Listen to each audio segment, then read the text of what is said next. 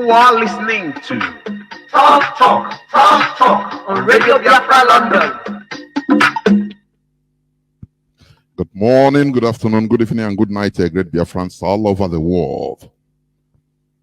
My name is Mazi Jonathan Chinedu from Olu province of Biafra land. This is Radio Biafra HAUSA-SERVICE coming to you through the auspices of Radio Biafra London. Today is the 3rd day of September in the year of our Lord 2022.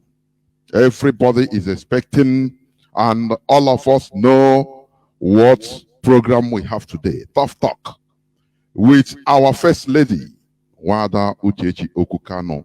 Therefore, you are listening to Radio Biafra HAUSA-SERVICE coming to you through Radio Biafra London. Once again, today is the 3rd day, the 3rd day of September 2022. Today is Saturday. Therefore, without wasting time or taking any time, I will bring in our special guest today, Wada Uchechi Okwu Kanu. Please, Madam, welcome to the program. Your brief introduction for formality's sake, please. Go on, please, Madam. Thank you, Master Jonathan. Thank you very much. I say good evening, good morning, good afternoon, and good night to every one of us, depending on where you are. My name is Wada Uchechi Okwu Kanu, the wife of Mazi Nnamdi Kanu, Ohamadike 1 of Biafra land. Ndewo. Ndewo Wada Wanyoma. You are welcome to the program. You know, here we say it as it is, as you know, because we don't try to be politically correct. It doesn't matter.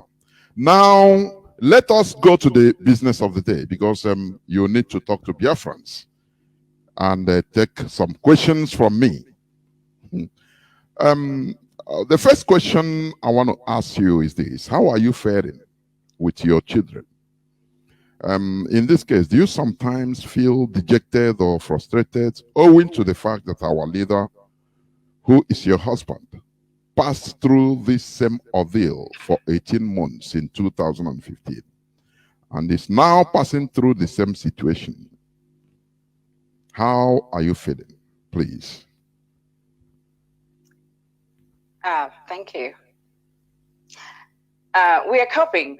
We've had to cope. I mean,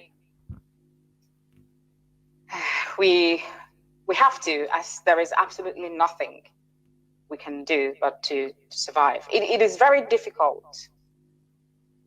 It is absolutely difficult.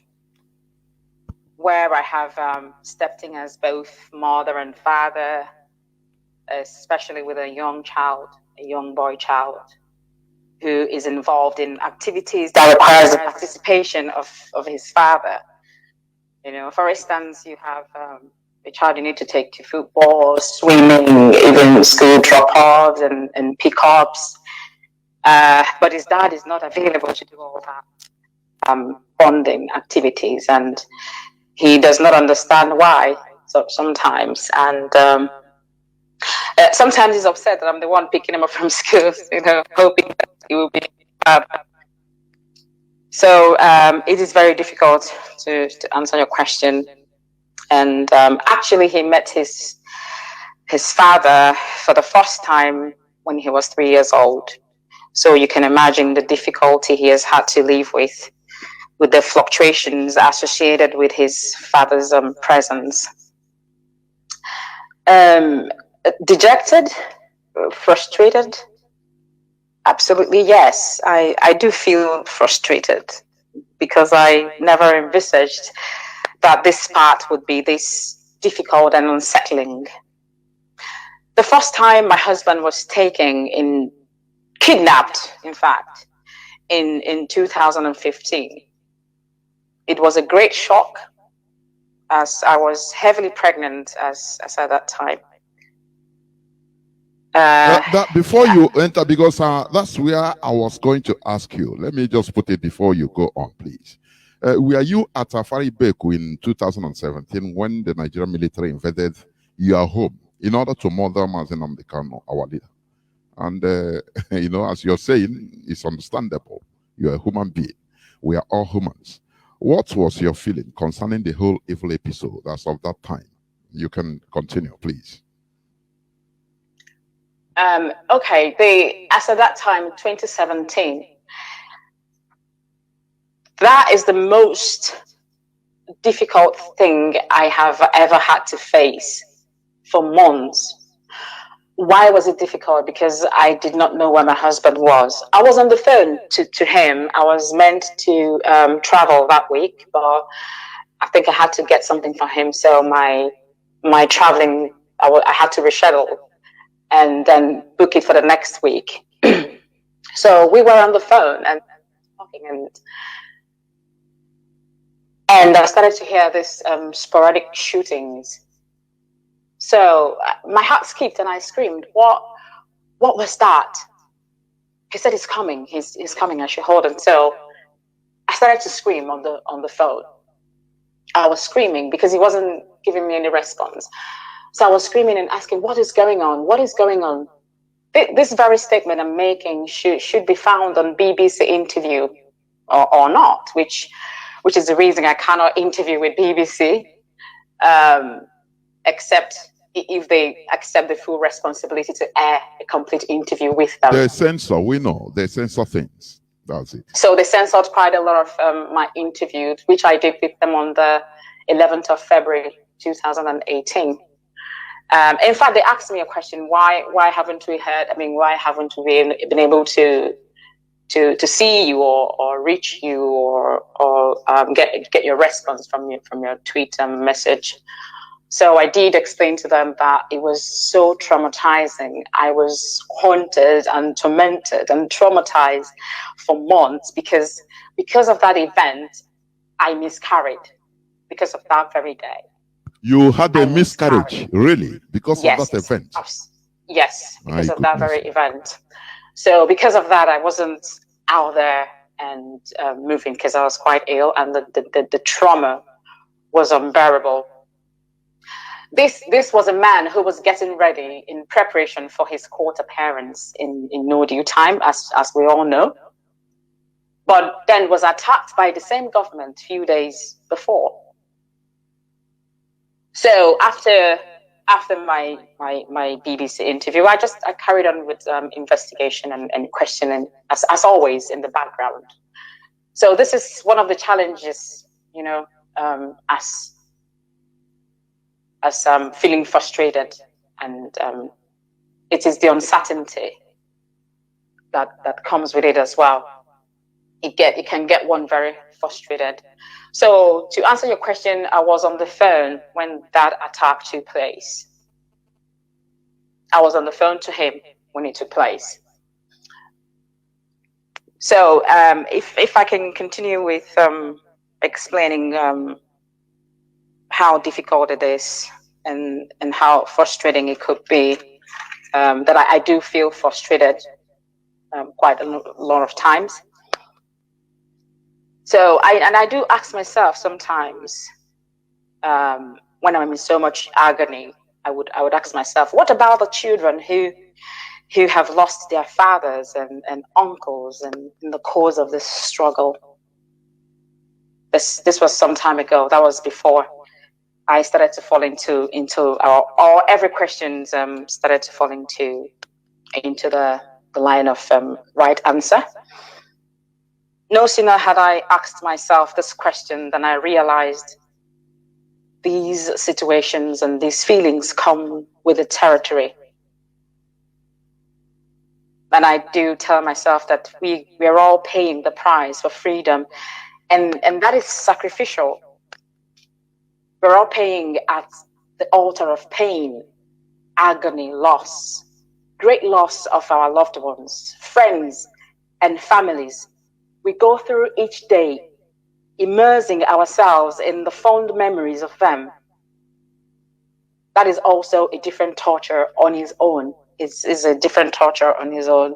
It could make me feel better sometimes. It could add more torment to my feelings sometimes. So to answer your question, yes, I do feel frustrated. Going further, concerning or using what you said, now I want to ask you this direct question. What is it like to be the wife of Mazi Nnamdi Kanu, owing to the tediousness of this journey, his engagements, and the dedications to the struggle for the restoration of Biafra? What is it like? Just your experience. What is it like to be the wife of Mazi Nnamdi Kanu?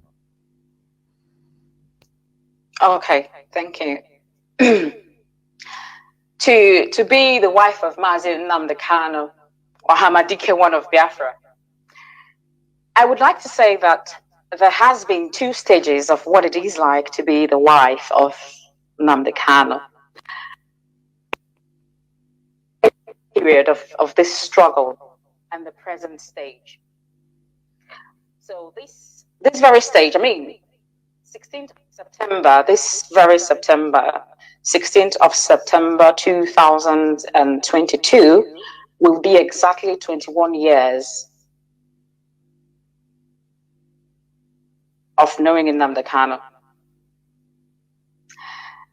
And minus 8 years from that 21 years, that is how long we've been married.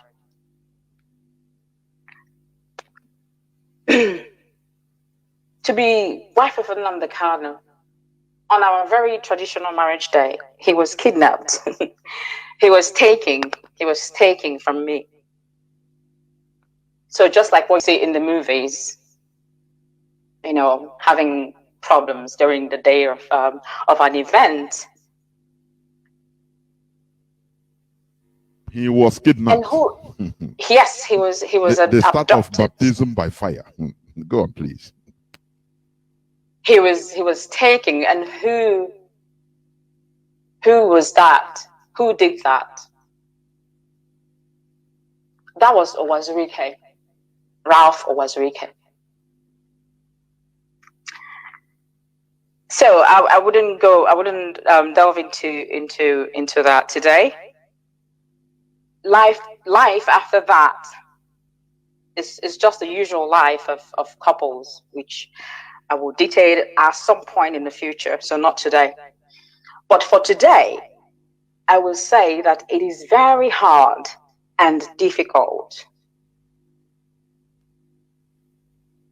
because you would, based on the natural order of couple relationship, want to be with your husband, plan and execute these plans together, birth and raise children together, and all the rest of the case, as the case may be. At first, I would be very upset when he does not pick my call. Women, you just, sometimes when you need attention and you want to have a conversation and that time is not there. So I would be upset, and I would, or when he does not pick my call or return my call.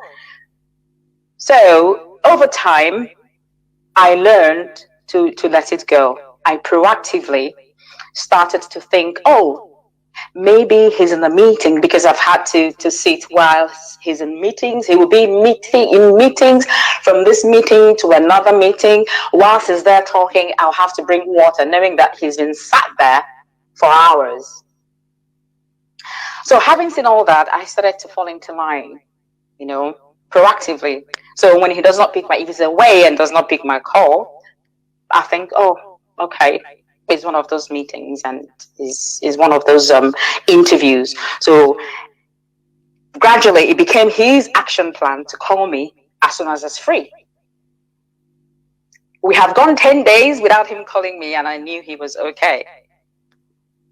We've gone 10 days without him calling me, and I knew he's fine where he is. He will call when he's done. He could be airborne, So it is tedious. It is absolutely tedious. You have to be strong. You have to be understanding to know that absolutely this is what it takes. because if I have it in my head that it is tedious and is terrible, then you start to go into a place of depression or whatever. So in order not to let that happen, this is the picture that we built together. So this is what it is, and this is how I have had to deal with it. So it is very tedious. It can be very daunting sometimes because I get to do quite a lot of things. You know, I tend to fill in his place, and you know, some meetings like parents' meetings, and I have to do all of that. So yes, it's quite tedious. Okay, let's move on. Do you receive encouragements and or discouragements from family members concerning your position as the wife of Mazi Nnamdi Kanu? Do you receive encouragements and or discouragements from family members? Yes, I do. I mean, in life, it's always a two-way path. Even when one is in school, in your course of study, in your career, you do get encouragements and discouragements. It could be directly or indirectly, but it's a natural thing. It's not something that it is to be thought to be a bad thing. So it's a natural thing, and it happens in every course of one's life. So in everything we do, we may not get encouraged all the time, nor discouraged, but not in a bad way all the time. It is something that happens in the course of life. Everything we do, it may be indirectly or directly sometimes, but just as every other person, one can be discouraged or encouraged by the actions of those around them. So, for example, I have is my husband's cousin, you know, the wife. She said, "Oh, you're studying a professional course. Why are you studying a professional course? You're going to look for jobs and you do this, and you know." So to me, I could have thought that would discourage me. I could have thought, am I in the right path? Am I on the right track? Am I studying the right course? Am I, you know? But that is how some discouragement can come as. So it's nothing at all to be discouraged. I mean, discouragement is sometimes is a lesson. You can get discouragement, but then you look at that very path and say, why is this way? Has something been done right or wrong? And then you look around again to see. So for example, in the workplace, it's called critical path analysis. So this sort of joins with being the wife of Nnamdi Kanu, and you know how it feels, the journey. Because I have to be in line with not just the structure of who I am, of my particular kind of person, but also fill in the gaps found in the critical path. I will try to be not very ambiguous, but as concise and precise as much as possible to avoid anyone being bound by the complexity of ambiguity. So if, for example, I say I want to make, I think it's a maize meal. We call it asoroswoka. So that is there are processes to do that. And I want to present it in a particular way. So I want someone to see it and say, this is good. So in my head, I will try as much as I can to make sure that I carry out all the steps appropriately. So this is connecting with discouragement, encouragement, and being the wife of Nnamdi Kanu. I'm bringing everything together. So this process is called a critical path analysis. I would get the plantain wrap, you know, the plantain leaf to wrap this maize meal. And before I do that, I will think, for someone to see this and eat it and like it, Have I got the right amount of salt? Have I got the right amount of pepper? Do you understand what I'm trying to say? Yes, I do. So I would go back and run another test, which is stir the maize meal and taste for salt and taste for pepper to see. Now, do not forget that the taste buds, our taste buds, are palates, they taste things differently. So I could taste and think to myself, oh, I'm okay with the salt and I'm okay with the pepper. But someone else might not be okay with the pepper and the salt.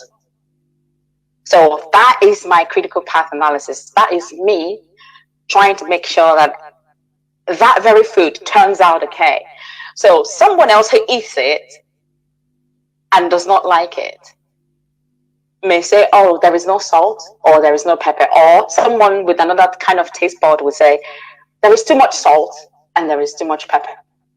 But one thing I've learned, I learned that from my father-in-law. God bless his dear, beloved, departed soul. My husband took after him in terms of being diplomatic, and my little one as well. He's the same way. So my father-in-law will eat that food, and he will not tell you that it is salty or it is not salty.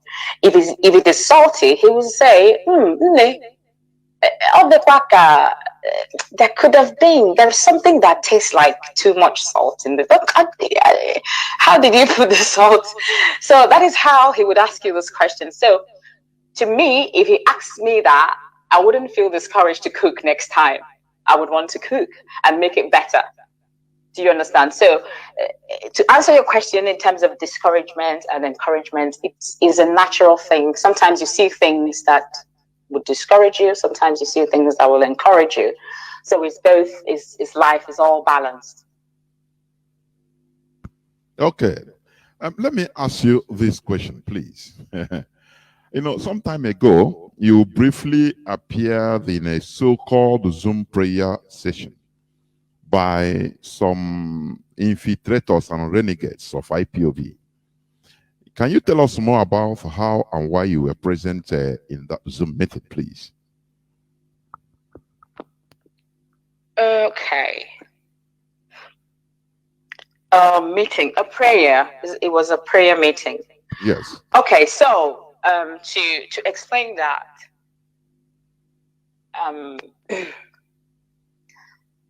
I happen to be in communication with the women leader in the United States, Mrs. Bridget Okorafor. She's a great woman. She has a good heart, and she yearns for the release of my husband, our leader, Mazi Nnamdi.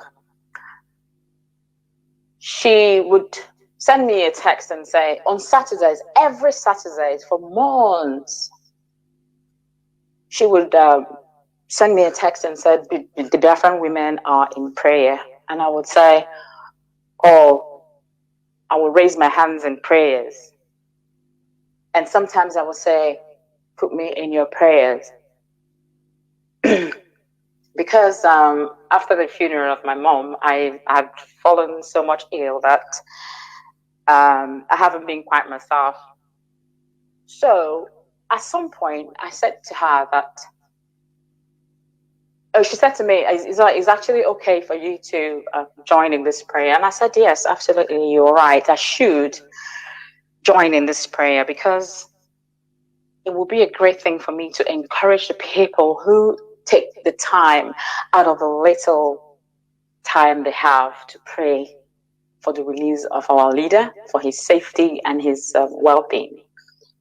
So if not for anything else, I should at least encourage them and say, Jusinike, keep up the good work.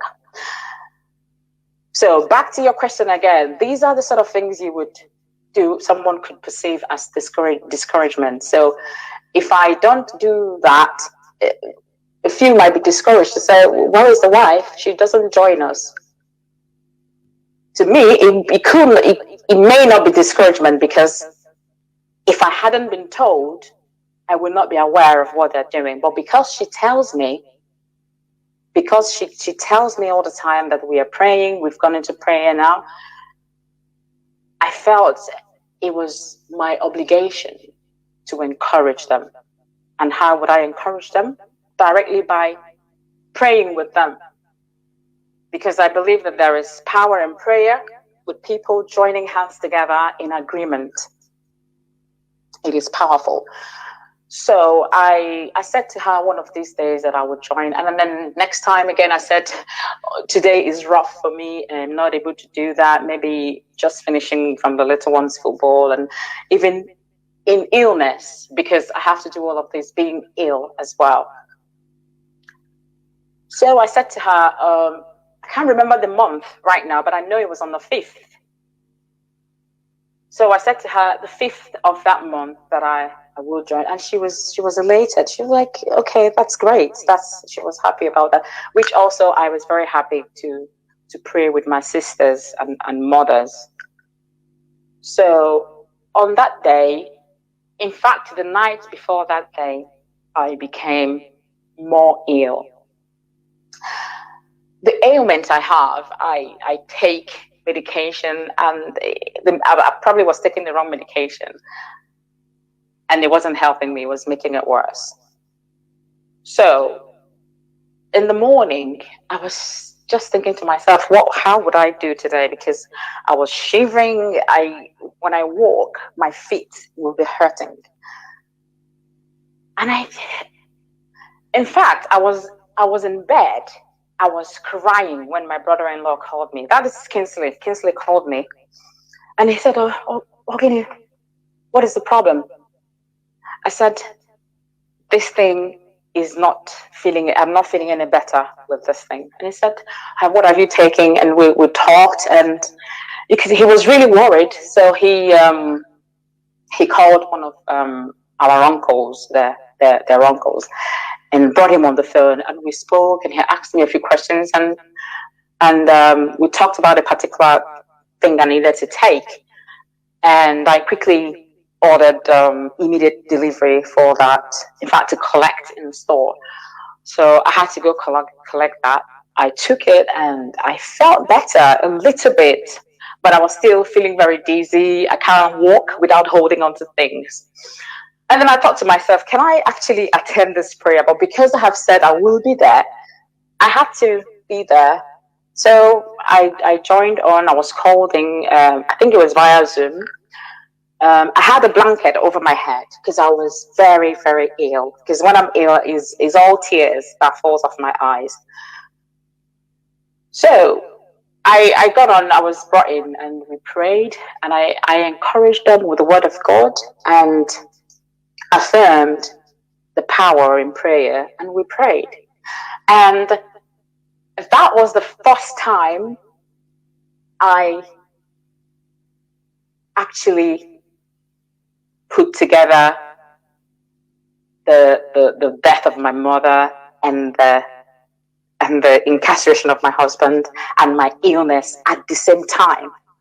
I've always had to think one at a time, but in that moment, that was the first time I saw the 3 mighty high mountains in front of me. And I could barely actually even talk. I wanted to sing a lot of songs. I was filled with so much emotions and the pain as well that I was going through physically right there. Not just emotional pain. I was physically very, very ill. So I joined them in prayers, and I realized that being amongst them, by being amongst them, I felt, or in the midst of them, I felt better. Not of the physical pain, but the emotional burden kind of eased a little bit because I was amongst people. So also being the wife of Nnamdi Kanu, you have to, be careful regarding your parts and where you are and things. So, but I felt great because we were in the presence of God. We were seeking his face.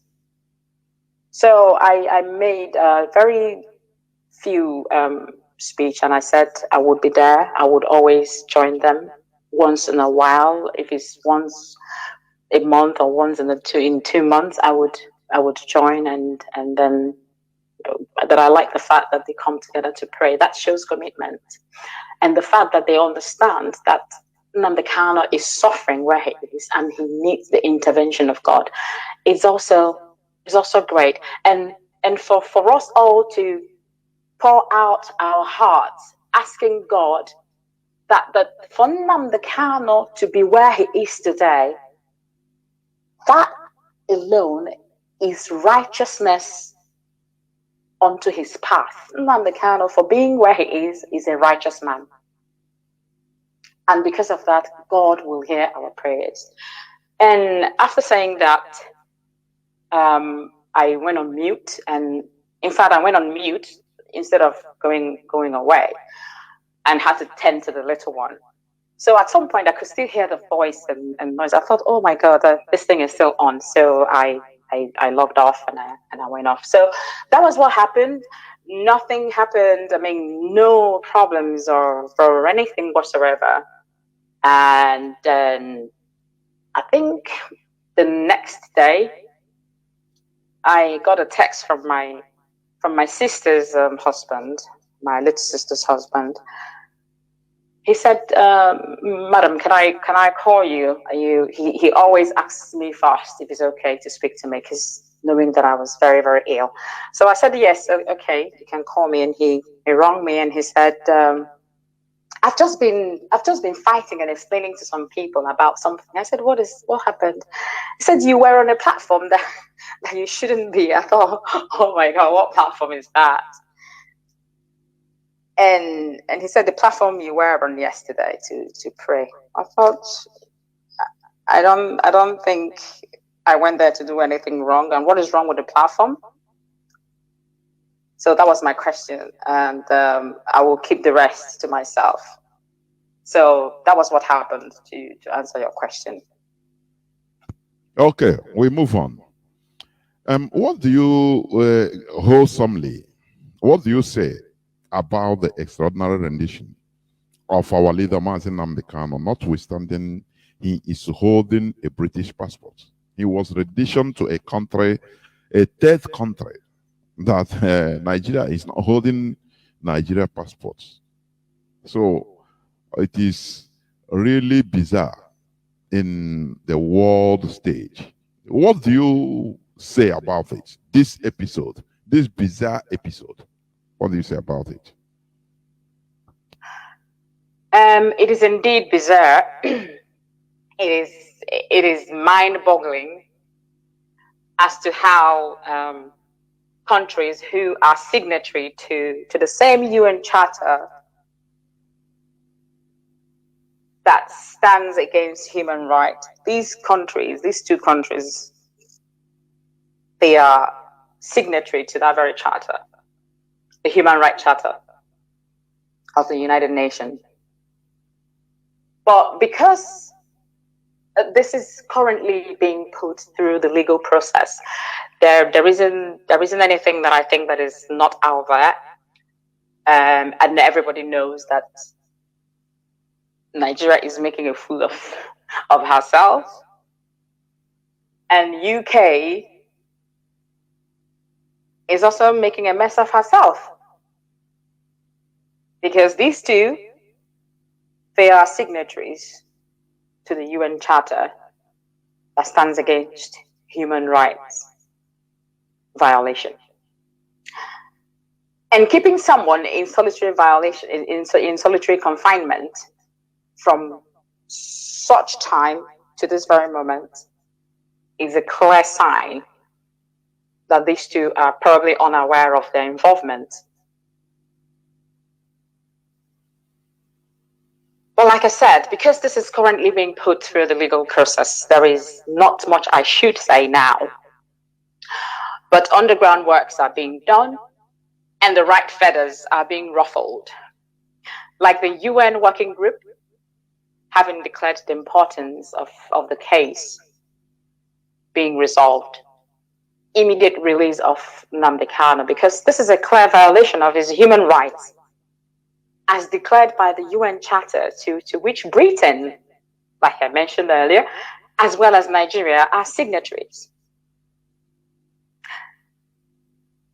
So I think this brings me to the encouragement part of this question as well, which I addressed earlier. I don't know how much advantage we are taking of this working group declaration by UN, as attained by Bruce Fein, who was engaged by the women leader, IPOB women leader USA, led by, that's Mrs. Bridget Okafor, and a few good-hearted Biafrans. Excuse me. This needs to be made known far and wide via social media handle in order to gain traction, in order to gain the right and proper traction. But prior to the UN working group, I'm speaking about this because this is already in the open. I actually met with Bruce Fein and we discussed, he was here in the UK. We discussed in details, steps to be taken, and he got the nod of approval. And here is the result. All the strategies are in pipeline and will be made known in the future when they're already out. Having said this, I have been also interviewed by the Times UK, which was published, I think, 11th of July, 2021. In fact, I was interviewed alongside Kingsley. And that's Kingsley Kanu, my brother-in-law. And I'm sure this is also in the public domain. I think so the encouragement I spoke of should come from the spreading of any move we make in the public, of any information we have that needs to go far and wide. So I believe that very interview we both had on the 11th of July 2021 is also in the public domain and was shared far and wide. The UK government, the United Kingdom government, they will at some point have to face the fact that it is their responsibility to see to their citizen, which is Nnamdi Kanu, just as they intervened in and prevented the extraordinary rendition of late Alhaji Umaru Dikko in 1984. He was not even a British citizen. I'm not sure why he was saved, or why that very situation was stopped from happening. So if he was not a British citizen and his extraordinary rendition was stopped, then the British government will at some point have to face the fact. They have to face their responsibility towards their citizen, and that is Nnamdi Kanu. There is nothing they can do about it. They will have to. Thank you. Have you ever visited our leader this time around in the DSS custody? If yes, how do you see his physical and mental fitness? I'm talking about this time around. This time around, yes. Yes, I have seen him. I've been to see him. Yes, I have been to see him. And in fact, Nnamdi Kanu is mentally and physically fit. More mentally fit than those roaming free, but who are not free indeed. And I'm sure people would know that, or people already know, our people already know that he is, why do we call him Ohamadike? He is the strength of all. He is our strength. So he is mentally the most strongest that I've ever known.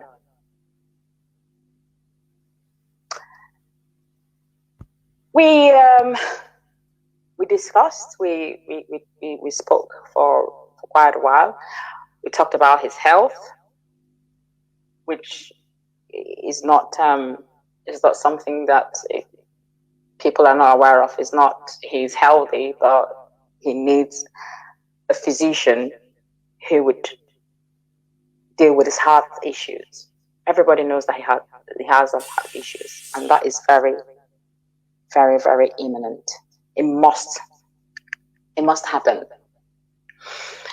Because you can't keep someone in solitary confinement and not provide that person with the medical care that he requires. They're just continually making a fool of their country and who they are.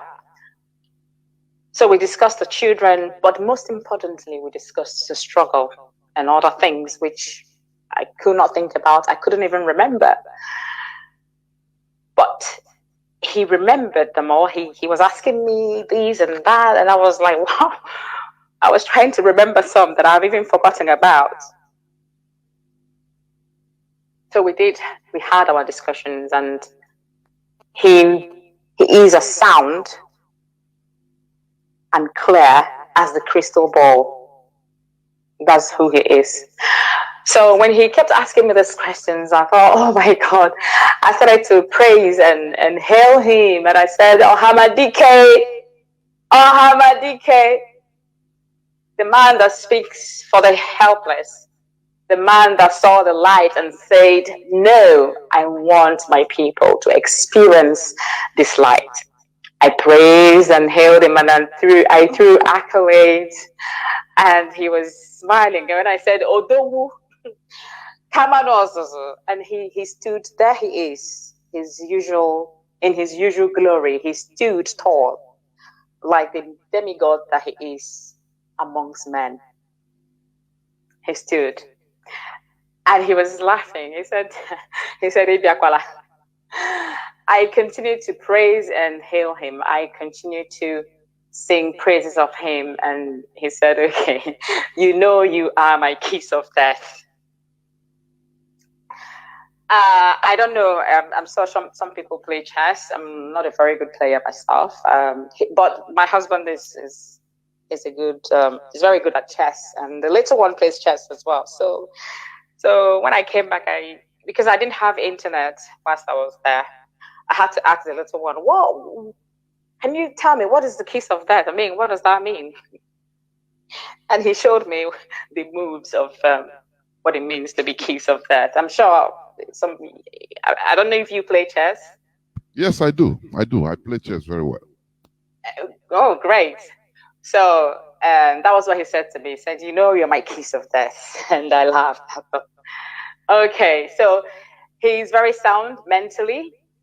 He has all his... I mean, I'm sure that is what people know him to be. The most intelligent of them all. The most mentally articulative man. So I don't think there's anything I'm saying here that is new. So he is very sound and clear as a crystal ball in terms of mental and physical strength. Okay, let me ask you this last question before we take some few seconds or minutes break. Have you ever been contacted directly or indirectly by any Nigerian agent? Contacted? Yes. No. Absolutely no. Okay, thank you very much. You are listening to Tough Talk on Radio Biafra HAUSA-SERVICE, coming to you through Radio Biafra London. You are hearing the voice of our First Lady, Wada Uchechi Okwu Kanu. Today is the 3rd day of September 2022.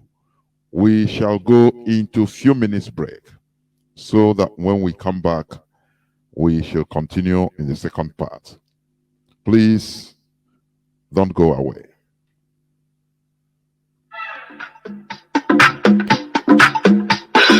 You are listening to Talk on Radio Biafra London.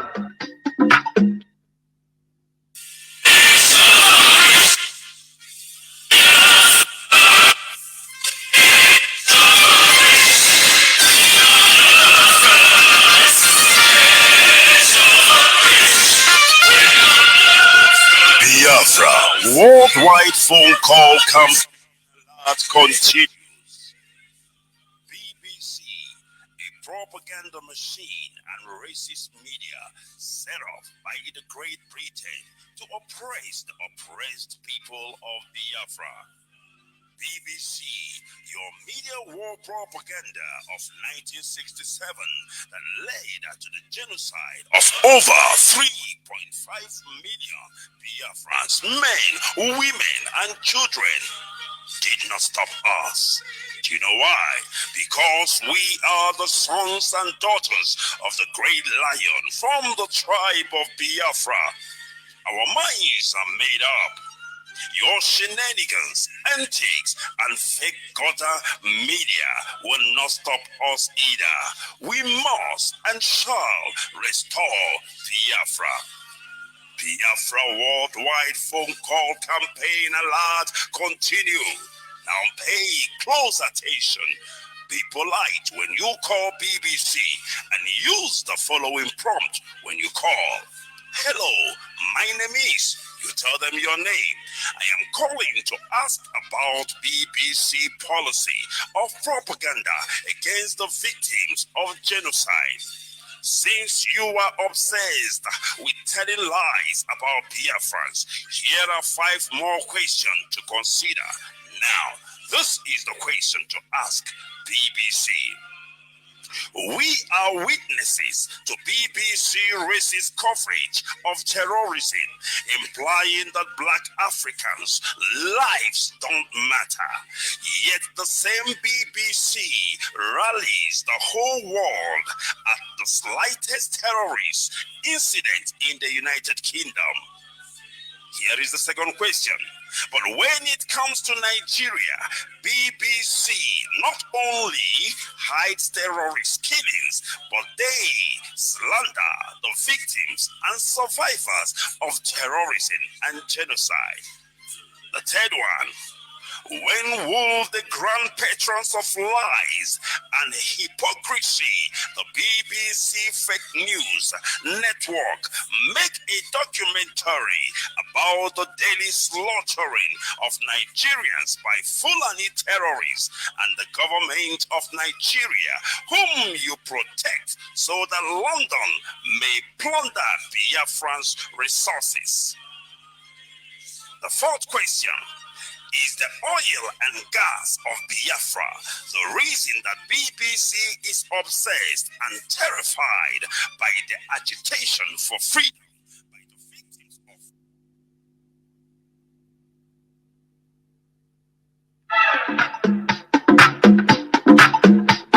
of... You are listening to Talk on Radio Biafra London.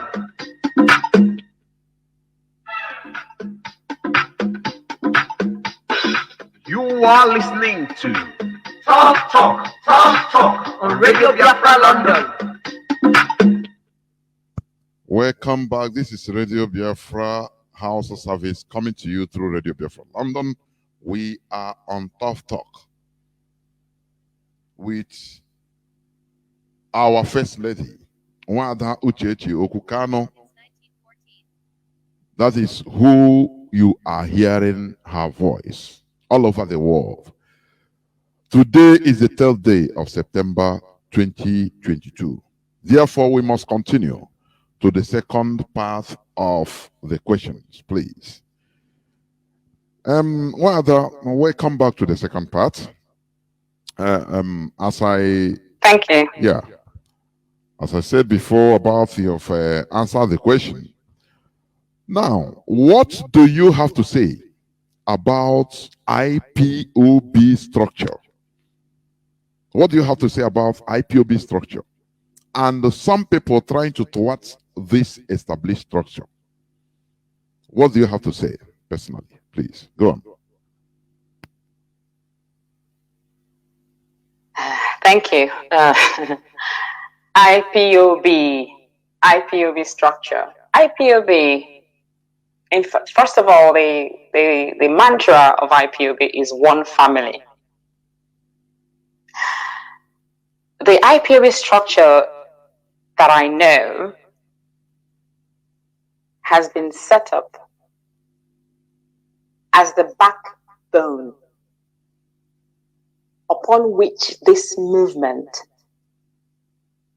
relies. That is a structure.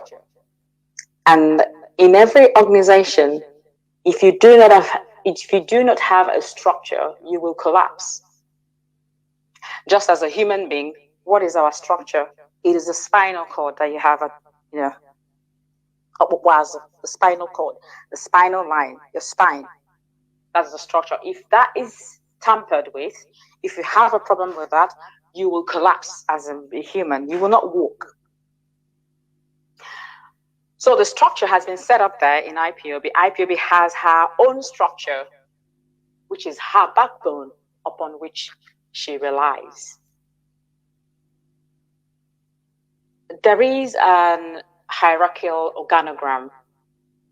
I mean, this has been since 2014, 2015.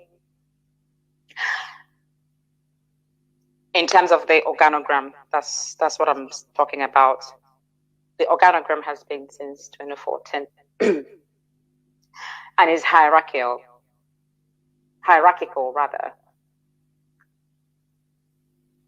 It is put into place to enable the effective functioning of IPOB. And that structure stems from the head of Directorate of State through to the last official within every IPOB chapter.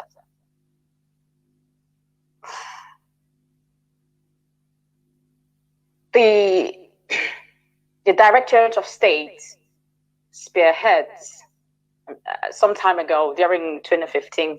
I'm sure those who were in IPOB then would hear a lot of, IPOB is being spearheaded by the DOS. IPOB is spearheaded by the DOS. DOS is Nnamdi Kanu, and Nnamdi Kanu is the DOS. I don't know if nobody sings that mantra anymore, but that is the structure that I know that Nnamdi Kanu has set in place. The Directorate of State spearheads the movement, and I'm sure we are all aware that Nnamdi Kanu is also a member of the DOS. Hence, any operation outside of this very structure, honestly, should be disregarded. And let it be worthy of note that Radio Biafra, which is why I am here today, I mean, I could go on BBC and the rest of them, but Nnamdi Kanu understands the power of media. He knows that if you have media, you have the power. The rest of the media, censored or sponsored by the government, they will always censor your news. They will always twist what you say to be something else. And then Nnamdi Kanu will say to you, Radio Biafra is where you come and you get the unadulterated news or information. So let's not forget that Radio Biafra is the mouthpiece of the movement. There could be other movements, other places in the world. There are several movements, everybody trying to make sure that we get Biafra. But IPOB, under the leadership of Nnamdi Kanu, Radio Biafra is the mouthpiece of the movement. And as Mazi Nnamdi Kanu will always say, Radio Biafra is where we worship. It is where we worship. For those trying to thwart the established structure, the very purpose, the very spinal cord upon which IPOB lies on. they need to be aware that they are functioning outside of IPOB, being led by Nnamdi Kanu. And when you function outside of a defined structure, you are deliberately sabotaging the objective of that very movement. Let me give you a biological example. Some people may think I actually didn't go to school. During the cell formation, I'm giving a biological example as to how you function within a structure. During a cell formation, which is referred to as mitosis, some say mitosis, some say mitosis, the cells would split into two sister cells to create a bigger function. And what is that bigger function? That bigger function is known as the tissues. Now, these tissues would come together to create organs, and the organs create a functional system. Now, if you relate this to the system of IPOB, you will understand the hierarchical structure that I'm talking about. Therefore, when you function outside of a functional system, you are an exoparasite. I mean, a lot of us, we did biology in secondary school. You function as an exoparasite, and your objective is specifically to penetrate the functional system to cause harm or mishap. That becomes your job. That becomes your prerogative. That becomes your objective. That becomes your vision as an exoparasite, to cause mishap, because you're functioning outside of the mapped structure or system or functional system. However, if an exoparasite decides to establish a symbiotic relationship, I want our people, for everyone who is under the sound of my voice, to understand this very example that I'm giving. If you fail to understand it, ask your brother, ask your sister, ask your lawyer, or ask your doctor, whom you think might understand better.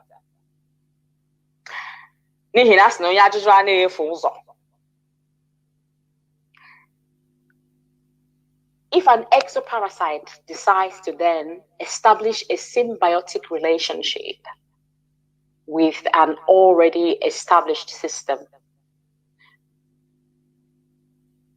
if you remember, I did say I will try to not be ambiguous, for us not to be bound by the complexity of ambiguity.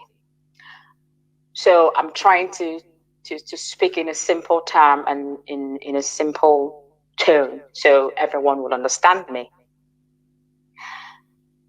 Now,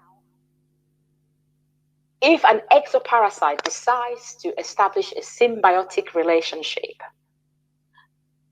with an already established system, then there must be a form of agreement, underline the word agreement, between the system and the exoparasite.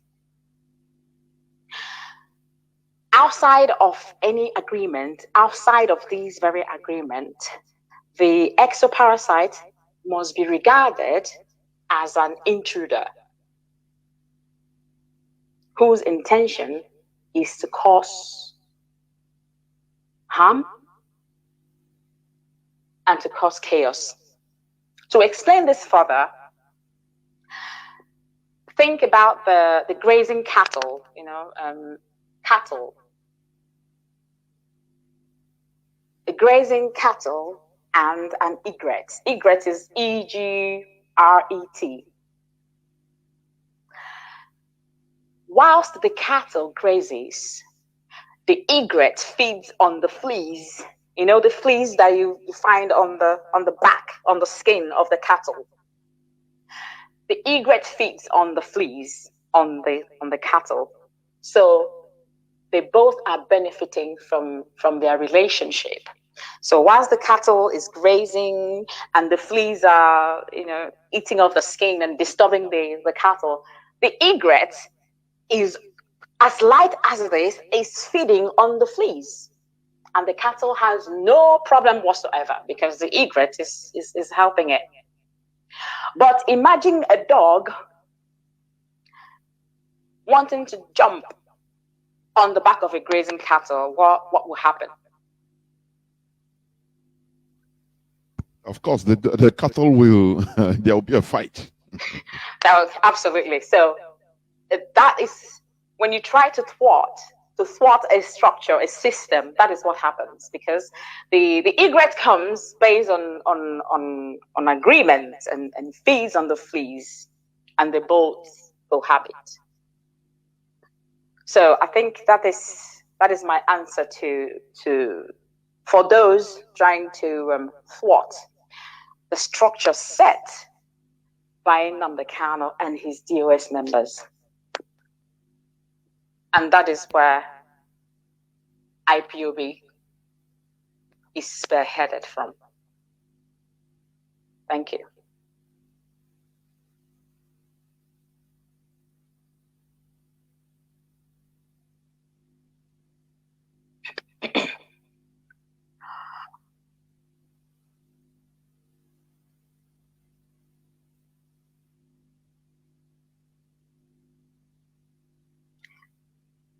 Sorry, excuse me, I was coughing. Let me repeat the question for you, for the interest of the public. I think I off my telephone without knowing it. Do you at any time feel bullied or threatened by any individual, organization, or government agent? Go on. Yes, I have been, bullied and threatened. I have been bullied and threatened by an individual. No, not at all. But organization and governments, agents. In fact, the government. There's S there because governments and agents. Yes. Absolutely, yes, but that at some point in the future, I will explain better. Of course, we all know. I'm not here. What are you better do in the future, because everybody listening to your voice, we like to know the governments that are sponsoring this bully or threats. Please, everybody. We don't joke with our first family. That is the reality. Please go on. Like I said, yes. For individual, I don't know. Not that I'm aware of any individual bully. I'm not one they bully anyway. You can't bully me, unfortunately. But threatened by organization or government, of course, Nigerian government. Yes, I am threatened by their steps that they have taken. And I'm also threatened by the steps of other governments, such as United States. Like I said, I can just leave it here for now, because I will just leave that for now. But yes, I am being threatened by at least, yes, these two governments that I've mentioned. And in fact, if I could buttress on that, I have been threatened. I've been threatened by, there would be organization, because it wasn't just one person. So these people would be in a dark van. We have experienced that before.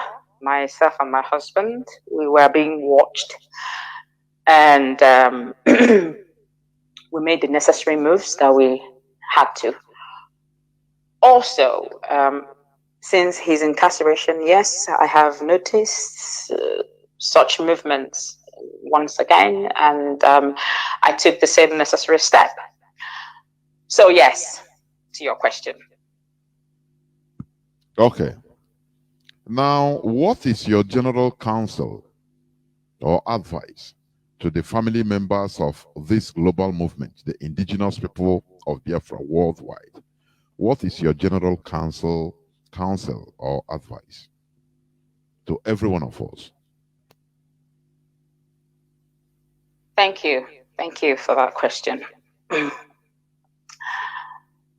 I'm not here today to tell us all the related history that we already know, Chinua Achebe, all the quotes that we already know, all the books we've all read. I for one, I try to implement what I read in a book, which is why I have a problem with some certain sects. And when I say sects, I mean people who gather and create mantras. It becomes something they say without thinking about it. So when I read the book, I try to relate it to life, whatever I read. And that makes me an exemplastic. I am exemplastic, an eclecticist. Having said that, we know the story of every history. So, but how do we apply it to our current situations? How do we? People read Bible, people read Quran, people read a lot of things. People get history from the past and they put it together. That is what I do, and I learn from it, and then I separate points that I would like to use. We also know Winnie Mandela. We try to always use Mandela to at least make reference when we talk about our leader, Mazi Nnamdi Kanu. And a few times as well, I've been asked questions about Winnie Mandela, and people just throw comments and few parts of it. Some people, I don't know if how aware they are regarding the real life of Winnie, the things she did on the ground, whilst no one would see her, screaming on social media and faffing about. She was doing a few things, even though she was stopped by government, which I've just answered your question here. Now, my general counsel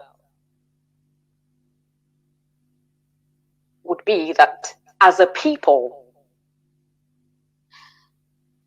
now this counsel goes to people who fall under the leadership of Nnamdi Kanu, those who believe in his cause, those who believe that he is the hope of the hopeless and that he is the light in our darkest path. And he is the voice that speaks for those who cannot speak or fight for themselves. This counsel is for those people. And from what he said to me as well, we must remain focused and avoid any distractions whatsoever. As you have observed, there has been a lot of noise over the past year, which has been aimed at distorting the vision of the struggle.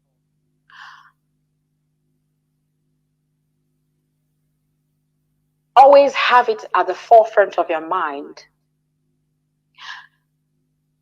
about those we have lost. Have it at the forefront of your mind those who we have lost in the struggle, who died with the hope that our people will be liberated from the claws of our oppressors. In the coming months, or in the months to come, and has been in the last year, you will continue to be exposed to a lot of noise. You will continue to be exposed to a lot of noise. As Mazi Nnamdi Kanu will always say, they will try, they will always try. Always try. If IPOB is not doing anything good or right, nobody would want to distort what we are doing.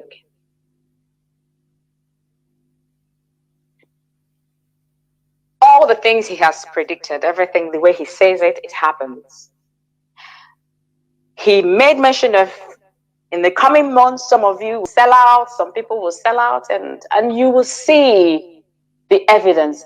They will start running mad, just by their own hands, without you chasing them. They will start running. That is the words of my husband, not me, said it. That is his prophecy, one of his prophecies. But we should always remember that those who gave their lives gave it in the hope that our people will be liberated. So their blood must not go in vain, be spilt in vain.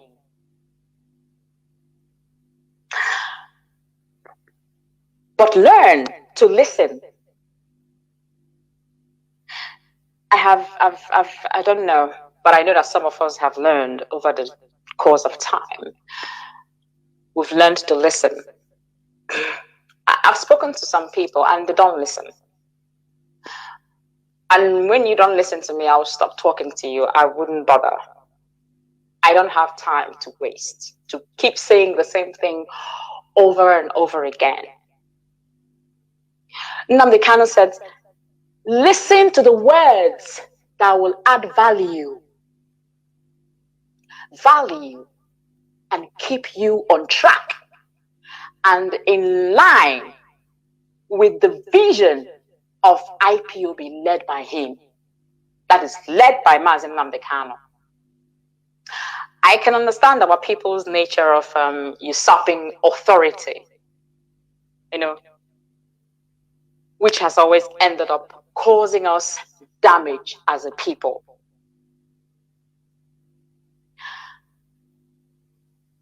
I was on outreach for the objective of our people in the United States to come together. And I gave an analysis. I said something, and I will say that thing again today, because I haven't even seen that video. It seems that the reason why I want everyone to pay attention to this. Pay absolute attention. It seems the reason why a lot of our people join a group or join meetings or join someone now, but unfortunately this is not someone now. This is not someone now meeting. This is freedom fighting organization. But it seems the reason why a lot of people join groups is not primarily to participate in helping the group to achieve its purpose or objective, but wanting to win and create a clique systematically with the intention of introducing their own selfish vision, eventually causing mayhem within the main group as a reason to create their own visionless group, which always, it ends up nowhere, dead on arrival. Dead on arrival. You split, you start your own, you split even within yourself and keep splitting. Opposite of mitosis. The opposite of the biological example I gave, opposite of mitosis.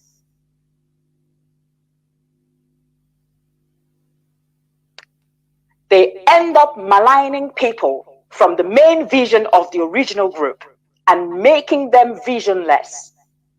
Now these people become more confused, more disjointed, and more directionless, because they hate the original group and have no clarity of purpose whatsoever. This has been the mantra, this has been the motto, this has been the steps and the structure of our people. Multiply this stupendous ignoramus by, let's say, 10,000, 50,000. That is equal to where we are today. Worse than we were ever. Worse than we ever were.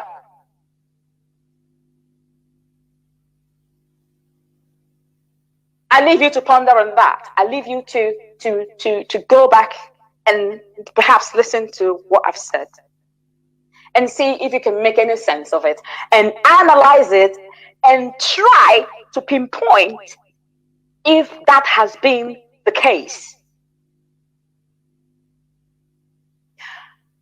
Let's remain focused. That is the word I have for you from my husband, our leader, your leader, Mazi Nnamdi Kanu, the leader of this very movement. I am not talking to another person who runs a movement. I am not talking to another person who runs another name of Biafra fighting organization. I am talking to the people who fall under the power of Nnamdi Kanu to remain focused and steadfast. Remember the teachings he has taught you all these years. He kept saying it. Ayana Anonti, you don't listen. Everything he has said and taught for the past how many years, it seems like he never said a word. People are distorted and confused and behaving like they don't know a thing.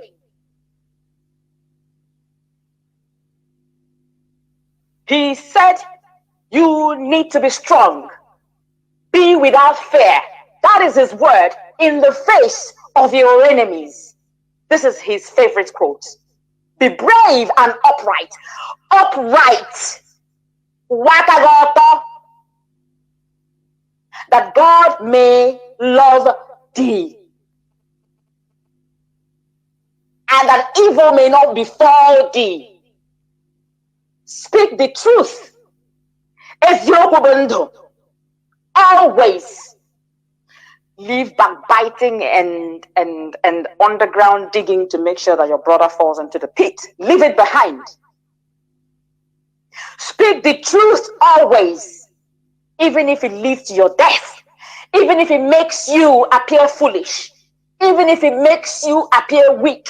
Speak that truth. Remember to focus on our goals. We have a goal. The rest is just noise. Noise. Absolute noise. Ad feminam.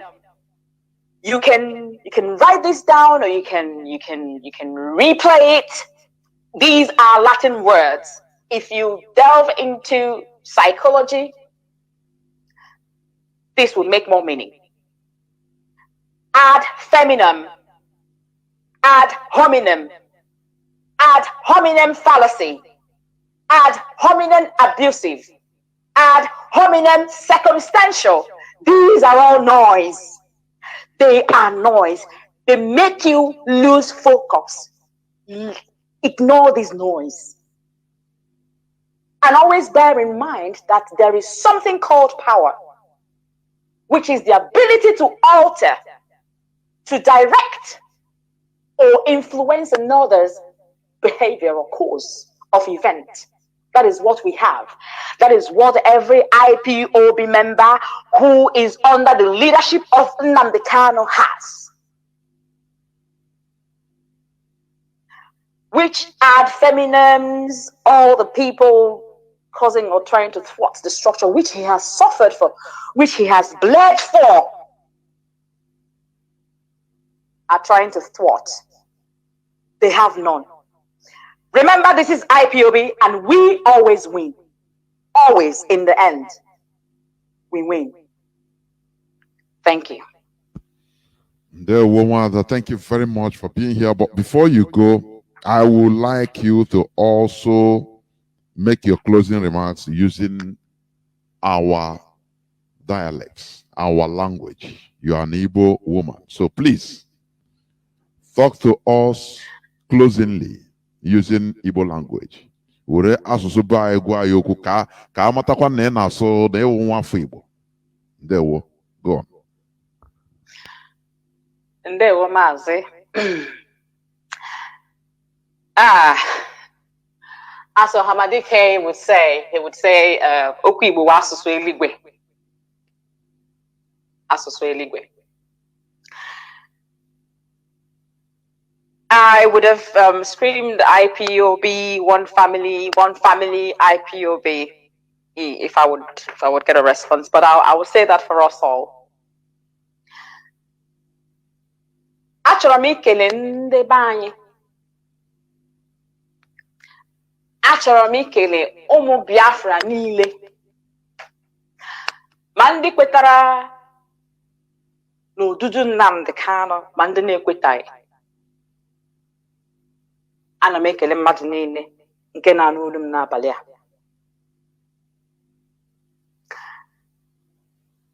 Ọtụtụ mgbe apụtabeghị m bịa kwuo okwu kama ihe gbasara unu na-eche m, ọ na-eche m uche. Amakwana m na unu hụrụ m n'anya dịka m si hụ unu n'anya. Eji m aka a na-ekele ndị niile na-agba mbọ ịhụ na onye isi anyị pụtara.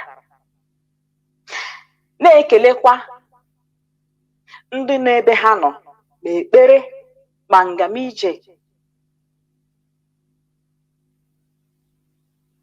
n'ihi na anyị bụ IPOB, anyị bụ ọnụrụbe nwanne agbara ọsọ.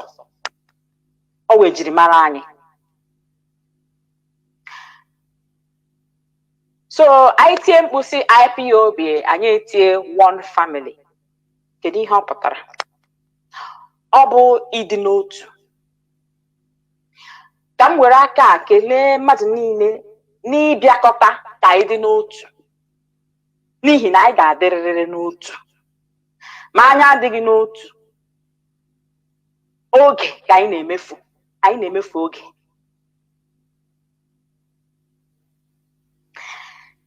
Ka anyị wepụ iwe. Ka anyị nwekwa ndidi, nwekwa nkasi obi. N'ihi na ndị anyị hụrụ n'anya nwụchara anwụ. Eze eluigwe anarala mkpụrụ obi ha n'udo. Kama anyị ọ bụ ndị dị ndụ. Ka anyị wepụ iwe, wepụ ọnụma, wepụ ekworo. Bụrụ onye nche nwanne anyị. Ọhamadike kwuru okwu. Nye iwu. Ka anyị lekọta onwe anyị. Onye ọbụla lekọta nwanne ya. Ghara ị na-egbu nwanne gị. Ghara ị na-egbu nwanne gị. Ka anyị ghara ị na-egbuchi onwe anyị. Ka anyị nọrọ na nche. Ka anyị nọrọ na nche chebe onwe anyị. Ka anyị nọrọ na nchebe nke onwe anyị n'ihi na ilekọta anyị, ime ka anyị nọrọ n'otu, ime ka ọ dịrị anyị na mma bụ ihe ya ma ji nọrọ ebe ọ nọ today. Ihe o ji nọrọ ebe ọ nọ taa na ahụhụ ọ na-ata bụ ka anyị nọrọ na nchebe. Nchebe m na-ekwu okwu awụ ka anyị ghara ịnọ na mmerụ ahụ. Onye bịa ya omegide nwanne ya, merụọ nwanne ya ahụ. Ọ bụ ya bụ ihe kpatara o ji nọrọ ebe ahụ. Ka anyị niile nọrọ n'udo, nọrọ n'otu, ịdị n'otu na ịhụnanya. Ndị niile ka nọ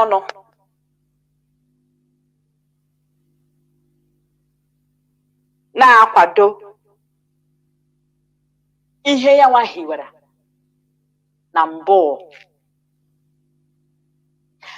Ndị na-esorobeghị ikuku eburubeghị ha. Ikuku eburubeghị ha. mgbe ị na-eji ama onye hụrụ gị n'anya mgbe ị na-anọ ya otu ahụ onye ahụ si dosa ihe ya gị hapụrụ ya ahụ otu ahụ ọ bụ ya bụ na ị hụrụ onye ahụ n'anya gị lekọtara ya onye ahụ kwadoziere ya ọ bụrụ na onye ahụ kụrụ okooko wọ flower I believe gị na-akwadoro ya ahụ na-achabi ya oto chiche ebe niile gị chabie ya gwọrọ ya ahụ mmiri mezie gị aga-gburu ọgụ ka ịdọpụ ya ka ịkụrụ ya kopụ na onye ahụ nọ ya ka m bupụ okooko a n'ụzọ ka ọ pụọrọ m n'ụzọ ka m nkọ nke m otu a ka ị ga-esi ezi na ịhụrụ onye ahụ n'anya n'ihi nke a ndị niile n'ezi na ha hụrụ Nnamdi n'anya Nnamdi Kanu n'anya hụbiga ya oke bụ ndị nọ agbanyeghị nsogbu niile bịara n'ụzọ ha agbanyeghị ọnwụnwa niile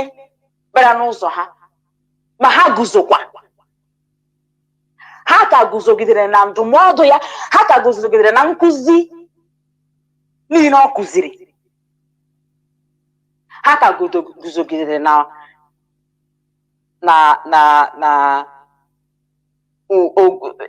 I'm looking for a word for pillar. Ha ka guzogide na mgbazi olu ọ gbaziri ha ọ bụ ndị a bụ ndị mma ọnọdụ Nnamdi Kanu nọ n'ụbọchị taa ebe ọ nọ na ihe o kwuru ebe ahụ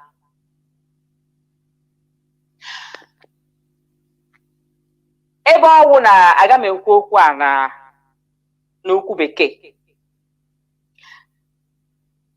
ka m mkpọzie mmadụ ole na ole aha ka m were ohere a kelee ndị niile nọ na Directorate of State ndị na-akpọkwa m ka ha mara otu m mere na-agakwa ije nọ n'ime ya ime ka onye isi anyị pụta